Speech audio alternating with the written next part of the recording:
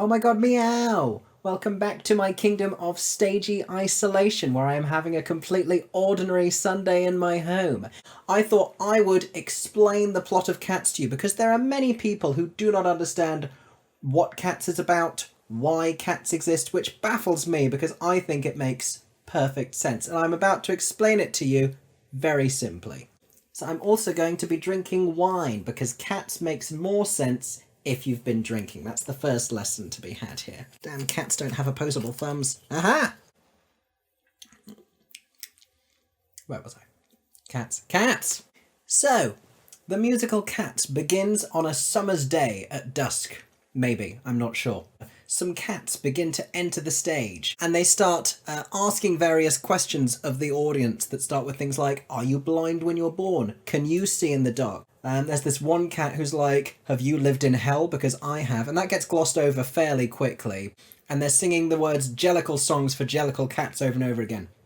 This is from T.S. Eliot's poem, and it's supposed to sound like how people say dear little cats, but in baby talk, like dear little cats, dear little cats, dear little cat, Jellicle cat, Jellicle cat, Jellicle cat. We have Munkerstrap, leader of the cats, silver, very self-important. We have Alonzo, black and white, doesn't really do much stuff. Demeter, she has issues. We'll get to that. Bombalurina, not to slut-shame a cat, but as Bombalurina. We meet Pouncival, who just likes to jump, and that's his entire personality trait. We have Tantamile and Corycapat, they are twins and they are magical. And then Victoria does a dance. She is the white cat. She's one of the youngest. She's very excited to be at the ball for the first time. So the original choreographer was the late, great Dame Gillian Lynn, who gives her this little ballet solo where she goes into this slow split. It's very iconic. And she once asked a dancer, what are you thinking about when you're playing this moment on stage? And the dancer said, oh, I'm just a young cat who's very excited to be at the ball for the first time, which is a lovely and honest thing to say. And Dame Gillian Lynn replied, no. It's completely wrong. You have to imagine that you are going down onto an enormous cats. I wish I could tell you it gets less sexual from that point onwards, but I would be lying to you. I would be actively deceiving you. It only gets more sexual.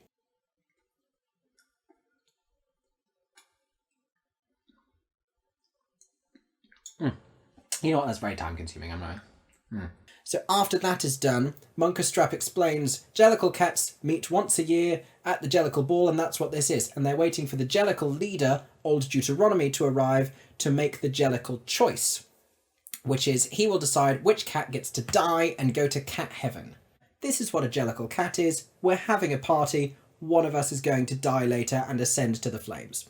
And he's like, oh, here's one cat in particular who would be a great tribute. Jenny Anydots. Literally all she does is sit around all day on her giant cat behind, but in the evening she trains mice and cockroaches to do menial housework in order to dissuade them from their more destructive habits. I don't have a cat personally, but I imagine that's what they do. She's like, I'm Jenny Anydots, bam, and then Rum Tum Tugger comes in, and he is described as a curious cat, and he's wearing like an uncomfortably sexy cat outfit with like a lion's mane, and he's got a belt. I don't know why. And everyone's like, he's a curious cat, and by that they mean every time his humans offer him something, he does not want it. If you give him cream, he's like, nah, I want to eat fish. If you give him fish, he's like, no, I hate you, whatever. They describe him as the curious cat. I call it ungrateful, personally. He's done being curious. And then Grizabella makes her first entrance. This is the closest we get to sort of structured plot. It was meant to be played originally by Dame Judi Dench, but she fell down. And everyone's immediately like, oh, not her. We hate her for reasons that are never once made clear. Oh yes, it's me, Grizabella. Doesn't everybody hate me? We can assume she was some sort of mean and selfish sort of prostitute cat. She sings her song and then promptly leaves. To make way for Busterford Jones, who needs a lot of room to enter the stage because he is a very fat cat. He is the thickest of the cats. He's a chunky boy. He scrounges in fancier places than the rest of them, and he has human clothes. Not once made clear, but a giant spoon. So that's I'm happy for him. So this is for the first time where there's like thunder and lightning. We're outside, by the way, we're in a junkyard, and there's lightning, and everyone freaks out, and Demeter goes, Macavity! Demeter has issues. She's like that one cat who's just like never really calm. She has a lot of cat anxiety. It's assumed in the Cats fan fiction world, take that in for a minute, there's a Cats fan fiction world. She has a past with Macavity. Was she attacked by Macavity? Was there a relationship there? But every time basically someone like knocks over a bin or like trips or there's a loud noise a few streets away or a car backfires, she's like, oh, Macavity. And, you know, the first few times everyone's like, panic, it's Macavity. But this happens so many times in the show. This is probably the reason that when Macavity does appear, no one really takes her seriously. She's like the boy who cried wolf, except she's the cat who cried other cat. Except it's not. It's Mungo, Jerry and Rumpelteazer. They are burglar cats and twins, presumably, and they steal things and food from fancy rich people, which is, you know, almost exactly what Buster Jones does, except he has a very different reputation within the community, and I think there's a class issue here that really needs to be discussed. All the other cats come in and sort of shame them and are like, oh, you bad cats, you give us a bad name, we shouldn't steal from humans, except for Buster Jones. After they get chased away, Mister Mistoffeles is like, I can smell something. And this is the moment where old Deuteronomy, the Jellicle leader, big cat, lots of hair, arrives. Old Deuteronomy has buried in excess of 108 wives. He has had not only 108 wives, but he has outlived all of them. They do not find this suspicious. I find this reasonably suspicious. For a man to outlive even half a dozen wives, I think, is cause for investigation. And he has, they say, numerous progeny. He's got a lot of illegitimate children from these wives. He's the Boris Johnson of the cat world, if you will. And he's also elected their leader. That's just now occurred to me. That is messed up. And they're so happy that he's arrived. They're like, now we can start the Jellicle Ball. Let's do a little play about how stupid dogs are. So they put on this sort of a show for old Deuteronomy called the Battle of the Peaks and the Pollicles. Some dogs yelled at some other dogs, and then other dogs got involved, and then there was a police dog, and everyone was barking, and people were like, oh, what are we going to do? All the dogs are barking. And then this one cat called the Rumpus Cat came in and was like, no. Old Deuteronomy starts to say something profound when thunder and lightning again, guess what? Demeter goes, Macavity! When it's all clear, old Deuteronomy is like, Jellicle cats, come back, come back. And this is when they have the Jellicle Ball. This may be the mating scene. He like strokes her, picks her up, sort of butt first in the air, slowly lowers her cat butt onto his face. I'm not joking, you can watch this back. And is like strokes down her leg. It's almost graphic. And then sort of twists her around, offers her up, and sort of lays her down on top of another cat called Skimbleshanks. He's now involved. During the Jellicle Ball, Grisabella appears again. She has not got the message from the first time. She sort of comes to the window. She's like, I join in. They're like, no, we hate you. Get out, ye evil cat. She tries to remember the Jellicle Ball dance from when she did it, but she can't because she's too old and sort of has a limp now, and also she's wearing heels. None of those other cats, they're all in ballet flats, and she's doing heels. Like, no one should dance the Jellicle Ball in heels. Do I still have cat lips? What happens next? Oh, Gus! He's been a cat in many stage productions, and like many aging actors, he has one role that he has played very successfully, and he doesn't really stop going on about it.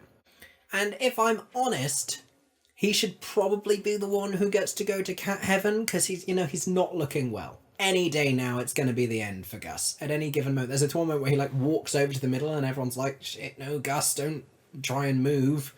After Gus is Skimbleshanks.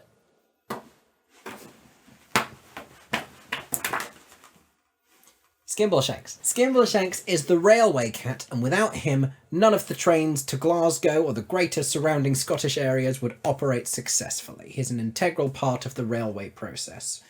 So if you've ever had a delayed train in the Scottish area, he is presumably the cat to whom you should address your various complaints. After Skimbleshanks, angry music again. I don't think Demeter even says Macavity this time. She really drops the ball on that one. Like, she basically, not to criticise, but basically she has one job. Macavity comes in with some goons who are like hedgehogs or like rats, and they throw a net over and abduct old Deuteronomy with almost sort of no protest from the rest of the cats. They do astoundingly little to stop this happening. They carry old Deuteronomy away, and all the other cats are like, oh, we should try and go find him. They all disperse. Demeter and Bombalurina then sing the song Macavity, where they tell us, the audience, and the other younger cats about Macavity, where they say he is the mystery cat. He's broken every single human law, or just all the laws. So like parking violations, fraud, electoral fraud. Also he flies. Then he comes on and he's like, no, don't worry, it's cool. I didn't mean to be an evil cat. Look, here's old Deuteronomy. And Demeter's like, and she starts going crazy, and everyone else is like, God, Demeter, calm down. It's just old Deuteronomy. Don't be such a bitch. And she's like, and then she jumps on his back, and everyone's like, whoa, Demeter, what are you doing? And then, bam, it's not old Deuteronomy. It was Macavity the whole time. He picks her up, and Monkstrap's like, no, that's my cat, because like he has a thing with her too. Again, a lot of fan fiction about these two.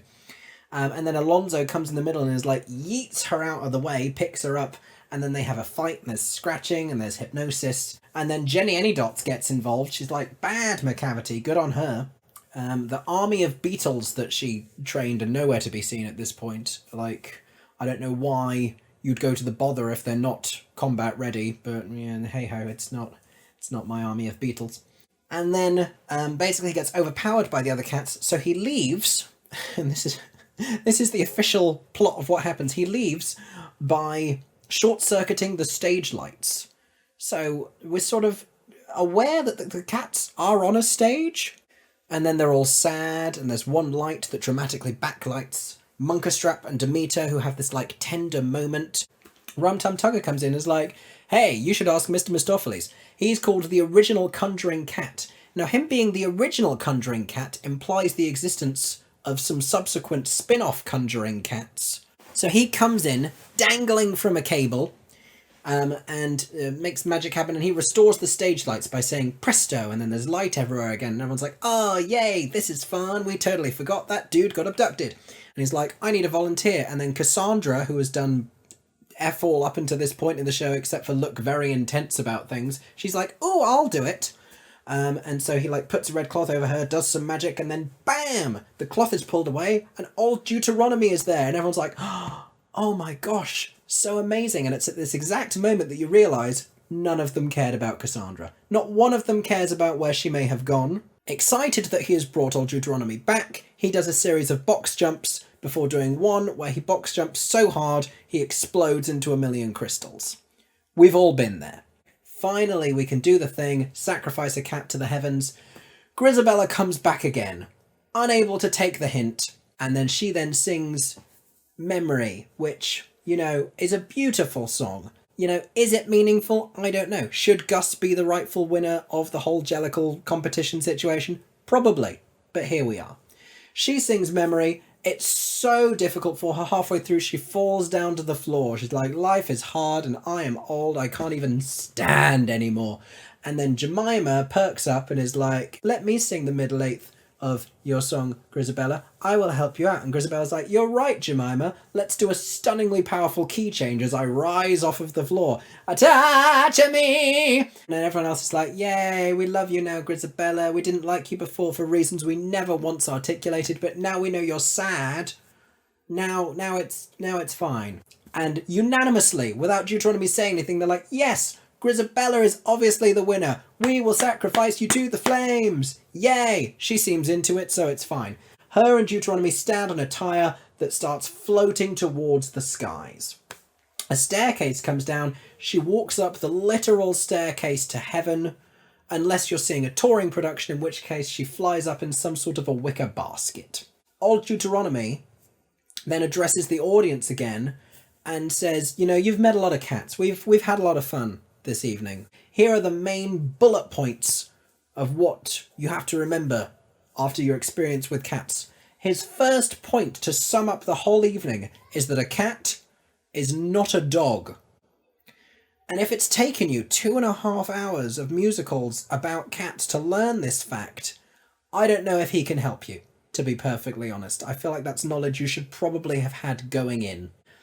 I've studied it, I've watched it many times, I've lived the cat experience, as you can tell. If there is one thing that I can leave you with from all of my years of knowledge about cats, it is this. They are not dogs. Not dogs. Very different animals with very different ideas. Thank you so much for watching this video. If you enjoyed it, make sure you subscribe to my YouTube channel, where I will be bringing more stagey content, maybe more cats. Sorry, wrap it up. Yes, video, happy, subscribe, yes. I hope everyone is staying safe and that you have a stagey day.